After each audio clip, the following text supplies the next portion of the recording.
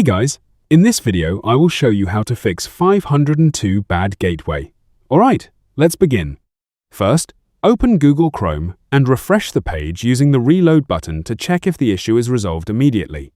Then click the three dots in the top right corner, go to Help and select About Google Chrome.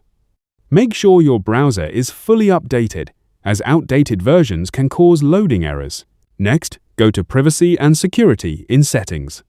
Click on Clear Browsing Data, set the time range to All Time, and select the relevant options to remove cached files and corrupted data. This step helps eliminate temporary issues affecting page loading. After that, return to Settings and find Reset Settings. Restore Chrome to its default configuration to fix any misconfigured options causing the error. Once done, restart your computer and check the website again. So that's basically how you can fix 502 bad gateway. That's it for this video. Thanks.